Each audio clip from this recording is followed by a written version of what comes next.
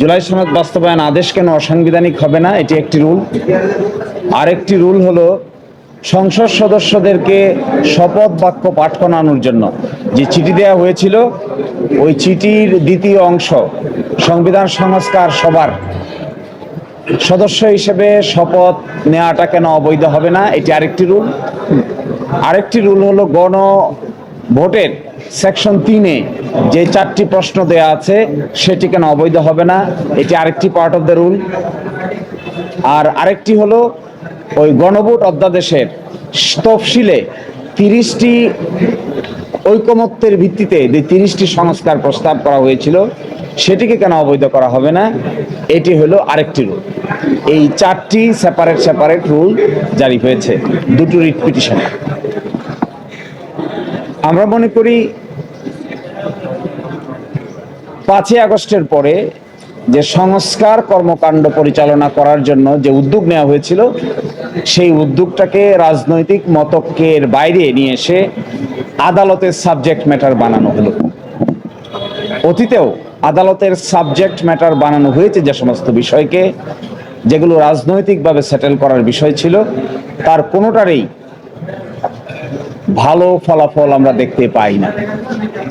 30টি বিষয়ে যেখানে বিএনপি সহ সকল রাজনৈতিক দল একমত হলো, সেই 30টি বিষয়কেও রুলের অধীনে কার ইনস্ট্রাকশনে আনা হলো, এটি আমরা এখনো পর্যন্ত বোধগম্য নই।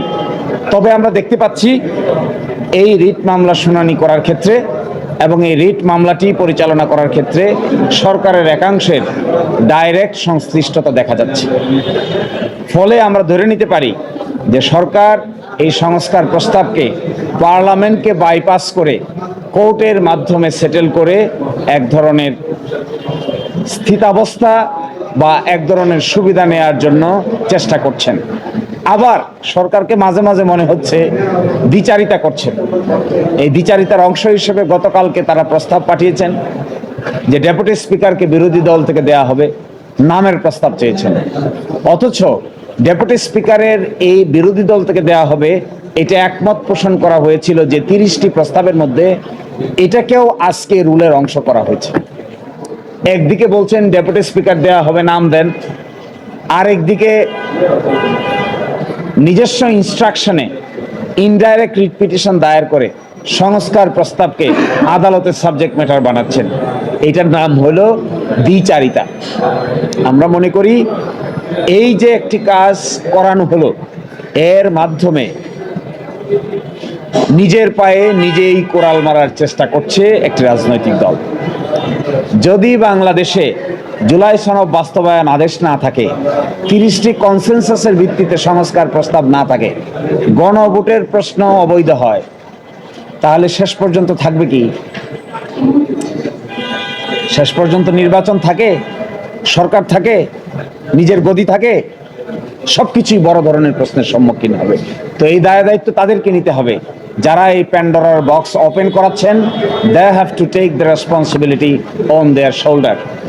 জাতীয় জীবনের এত বড় গুরুত্বপূর্ণ বিষয়কে ডিজাইন করে আদালতের সাবজেক্ট ম্যাটার বানিয়ে পার্লামেন্টকে পাশ কাটানোর যে কৌশল, এটি অতীতেও ভালো কোনো কৌশল হিসেবে প্রমাণিত হয় নাই।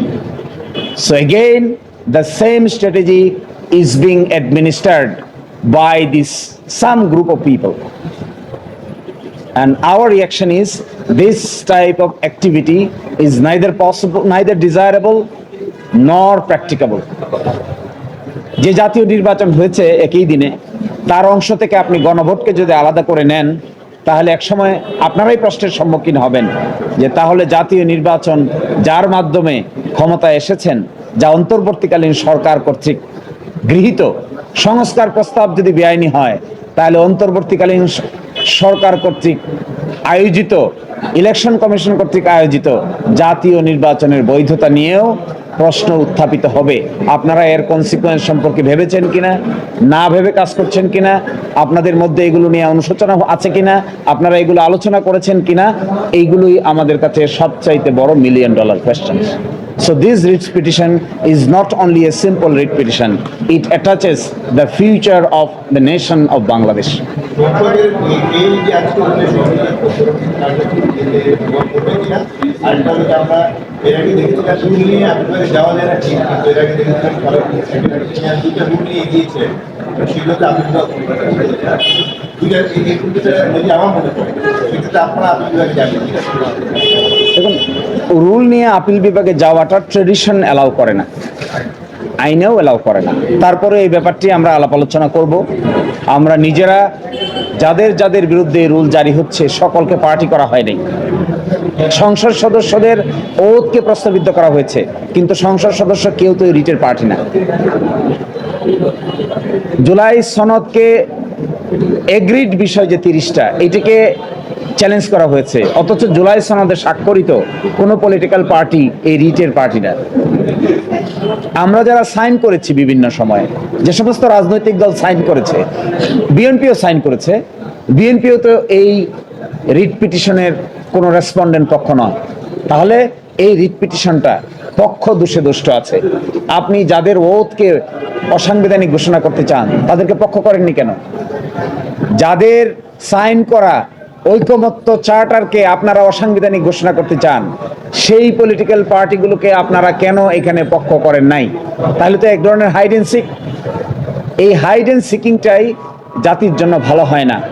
যখন সদর দরজা দিয়ে নেওয়া সিদ্ধান্ত সকলে মিলে মাসের পর মাস এটিকে একটা ভেস্টেড কোয়ার্টারের উদ্দেশ্যকে বাস্তবায়ন করার জন্য আদালতে সাবজেক্ট ম্যাটার করবেন, তখন ultimately it's becoming a danger to the future of the nation. Danger কেন বলছেন? এটা তো রোল হয়েছে, জাজমেন্ট তো হয় নাই। কিভাবে বললেন যে এটা রায় দিয়ে একটা রেজাল্ট তো হয় না, এখন তো রিজেক্টও হতে পারে finally. This is opening. You have opened the Pandora box. যারা এই Pandora box ওপেন করছেন তারা নিজের পায়ে নিজেই কোড়াল মারছেন। This is what is our understanding. বুঝে না বুঝে করেছেন জানি না, যদি না বুঝে করে থাকেন তাহলে বোঝার চেষ্টা করেন, আর যদি বেশি বুঝে করে থাকেন তাহলে you should realise what you are going to push.